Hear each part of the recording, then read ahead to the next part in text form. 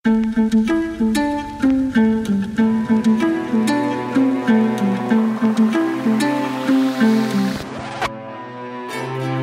papasakot noriu jum istoriją vieną apie guvų berniuką ir močiutę jo vriedną. Močiutė nemėgo anūko labai, augino jį tik tai savo tikslais socialiniai pašalpai gauti. Berniukas augo užgoštas labai, jam nesisekė mokslai, nesuprato draugai.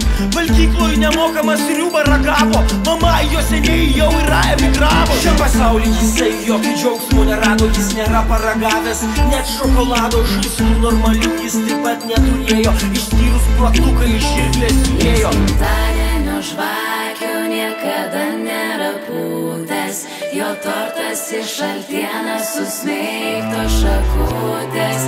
Geriausia dovana jam yra tetos gėlės ir jos padovanotas stiklainis uogienės.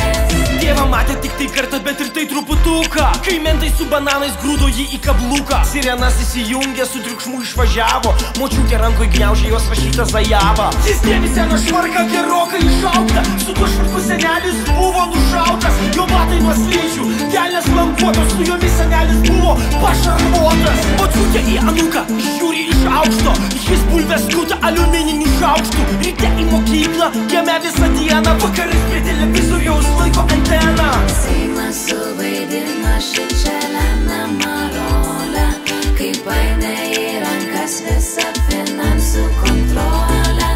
Jų pirmas darbas buvo mažint pašalpas joms, nes šioms jau pagimdžiusioms ir socremtinoms. Kai mamytė jo laukės, truko jai vitaminų, dėl to reguliariai dega namas kaimynų. O vieno kaimynų jau seniai pasigedo, jų tiesiog nesimato iš patvenkinio ledo. Ir įvyko dalykas, kurio nieks nenumatė, bežaisdamas darželiais rado porą granatų. Jis jas paslėpė pečiui, savo paliko tik vieną ir nuėjo valgyti bulvių pas dėdę Jeleną. Vakare močiutė pečiun įdėjo degtuką, kaimo padangė nušvito visa. Sulaukė keršto valandos anūko, anūko veidą nutvėskė šviesa. Naujos dienos išaušo rytas, ekskursija į Vilnių taip laukta. Ir tik dabar jis pirmą kartą šypsos, jo rankoj paskutinė granata.